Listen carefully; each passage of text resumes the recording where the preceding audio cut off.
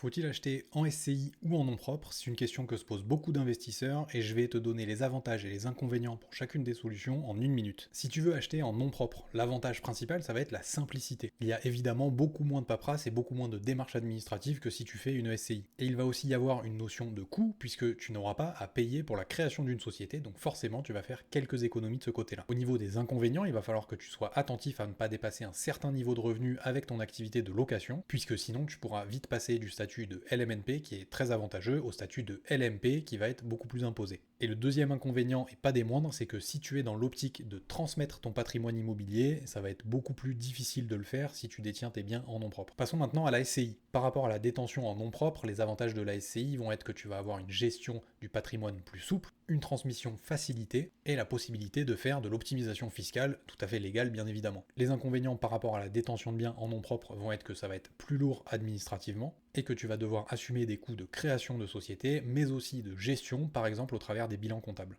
Alors au final, que faire? Malheureusement, il n'y a pas possibilité de donner une réponse universelle qui conviendrait à tout le monde, les solutions sont uniques par rapport à chaque situation. Ce qu'on conseille quand même en général pour les petits investisseurs et les investisseurs débutants, c'est de commencer en nom propre. Ça te permet de te lancer facilement sans avoir de démarches trop compliquées à faire au début. Et ensuite, si tu veux enchaîner et continuer d'acheter des biens, on aime passer en SCI pour structurer son patrimoine, se donner la possibilité d'investir à plusieurs et surtout se donner la possibilité de connecter différentes SCI entre elles grâce à un système de holding, mais on y reviendra une autre fois. En résumé, il n'y a pas de bonne ou de mauvaise solution, ça dépend surtout de ta situation et de tes objectifs. Mais toi, dis-moi en commentaire qu'est-ce que tu choisirais ou qu'est-ce que tu as déjà choisi et pourquoi. Si tu veux d'autres astuces dans l'investissement immobilier, n'hésite pas à mettre un like, à me follow et à me rejoindre sur mon groupe School gratuit, le Club Imo.